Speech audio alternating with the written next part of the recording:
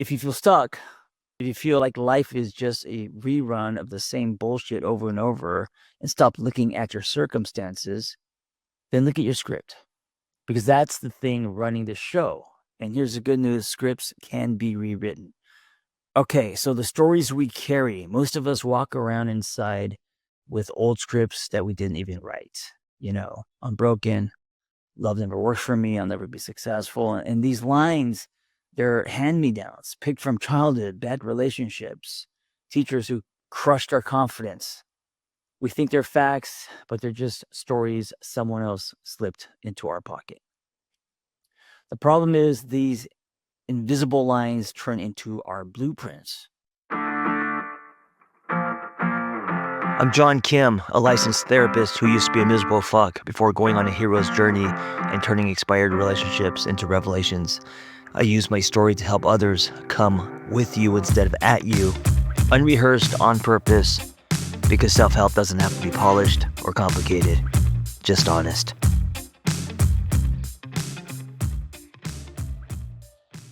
So here's the thing, your life isn't what happened to you, it's the story you tell yourself about what happened, right? And you've heard this so many times. So many people say this, I believe it. So the facts are neutral. It's our attachment to those facts, right? It's our interpretation. Two people can go through the exact same thing, like divorced or getting fired or their house burning down, and they can walk out of it completely different. A good example of this is two people going into war, coming out. One of them has severe PTSD, trauma. The other one doesn't. And it's a great example of how we see the world differently. Another example is, so when our house burned down, I don't know what it's been now, like 7 months. We've been in Costa Rica for almost 3. I saw the fire very different than a lot of people around me, and I had to be sensitive to that because people weren't ready to hear anything that may be a silver lining. They needed to mourn and sit in the grief. Of course, I was panicked in the beginning and I was sad, but I reframed very fast, maybe almost too fast, and I saw so many blessings from our house burning down. I mean, good example is we never would have had the courage to move to Costa Rica and start a new life or just even experience. I mean, we would talk about it. We've talked about moving and exploring different places, but we would have never had the courage to actually execute. We would have just talked about it a lot. The fire forced us to explore new living, new environments, and for that, I'm so grateful. Your brain is a meaning-making machine. It hates blank space, so it fills it in with gaps and a narrative, and a lot of these narratives are false beliefs tied to your story, tied to your childhood, tied to any experience that you've had. I'm not worthy. I'm always messed up. I'm not good enough. Some of the ones that I carry is I'm the almost guy. I don't carry that one as much. I've dissolved my false belief over the years. Took me maybe 15 years. I have remnants of it. I don't believe I'm the almost guy anymore. But that is something that's a false belief I've had most of my life, and it's limited me. By having the belief that I am an almost guy based on my story, I really executed that. Like my subconscious manifested me being almost, me not finishing things, me not believing in myself, me not scoring the touchdown. So here's the kicker. The story doesn't just stay in your head. It shapes your body, your choices, your relationships, even how you walk into a room. It becomes your life. Your story becomes your life. And this is why so many people say, be careful what you tell yourself. What is that quote? Who is it by? I forget, but it's if you feel stuck, if you feel like life is just a rerun of the same bullshit over and over and stop looking at your circumstances, then look at your script. Because that's the thing running the show. And here's the good news, scripts can be rewritten. Okay, so the stories we carry, most of us walk around inside with old scripts that we didn't even write. I'm broken, love never works for me, I'll never be successful. And these lines, they're hand-me-downs, picked from childhood, bad relationships, teachers who crushed our confidence. We think they're facts, but they're just stories someone else slipped into our pocket.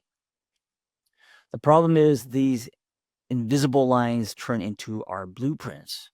If your story is that you're not worthy, you'll keep dating people who confirm that belief. It's almost like you have this false belief in your subconscious, right? Or you may be aware of it, I don't know. But if you are, hopefully you're doing something about it. And if you're not, it's running the show because it's running underneath.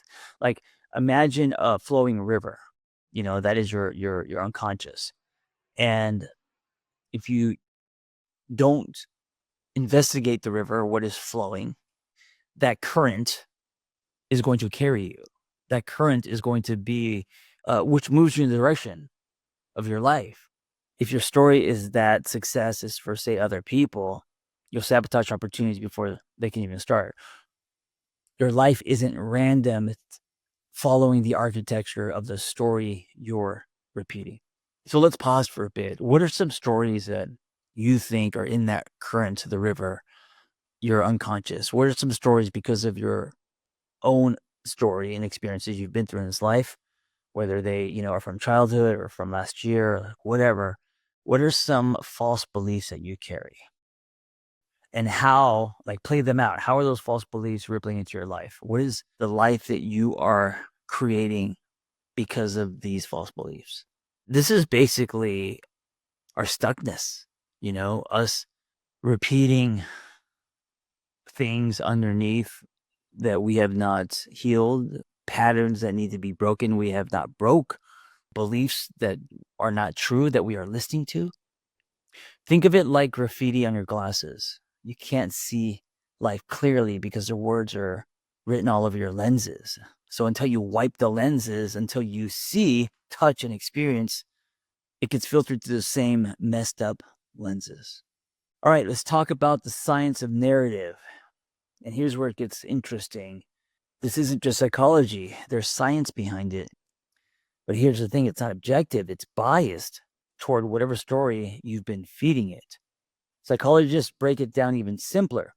Thoughts create feelings, feelings drive behaviors, and behaviors create your reality, your outcomes, right? So if you think you're unlovable, for example, you're feeling anxious in a relationship, that anxiety makes you cling, or if you're an avoidant, push people away, and then they eventually leave. And then guess what? You get more proof that you're unlovable, even though that's not true.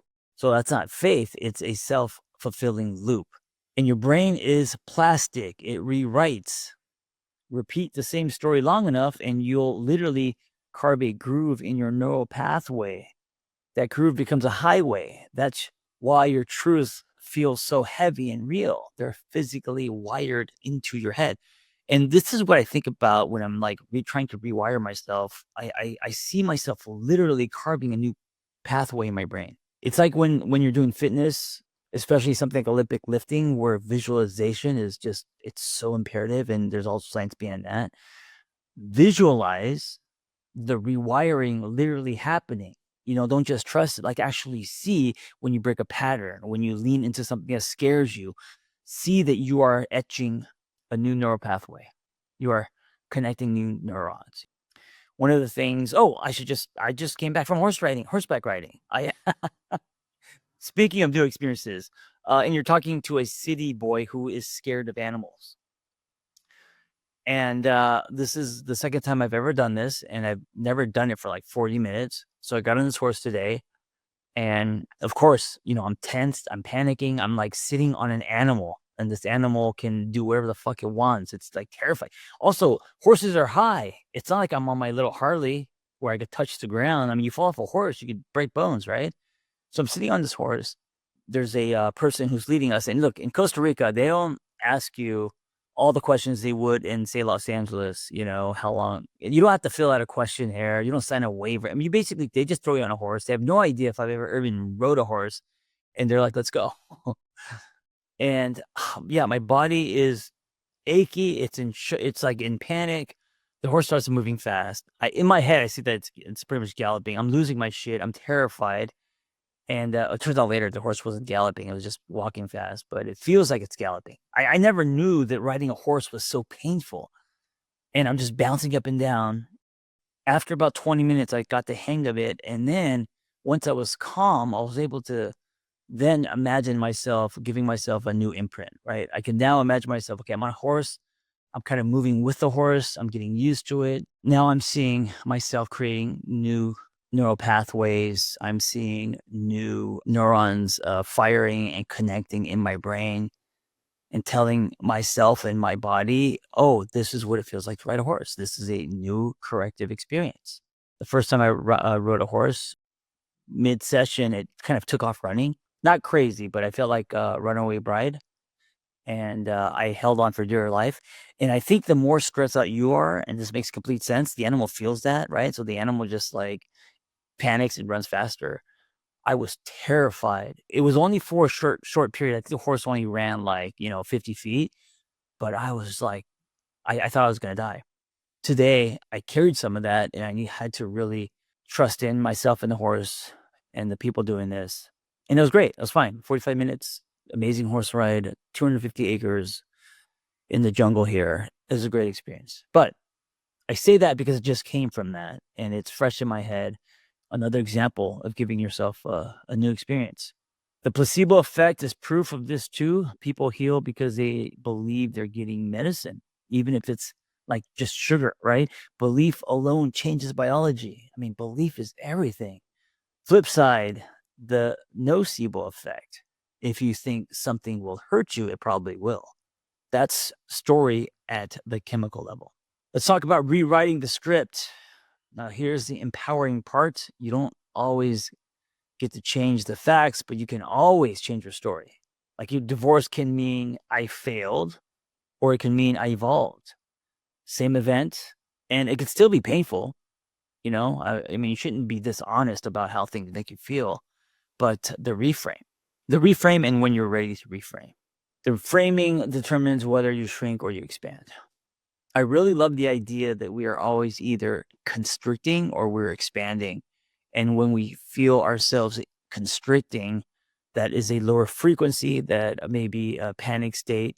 And I'm not talking about like if we're in front of a bear. I'm not talking about the fight or flight to protect us literally. That's what I'm talking about. I'm talking about just in general, whether we are presenting something in the boardroom or dating someone or writing a book, like whatever it is that you're doing, we're either constricting or expanding.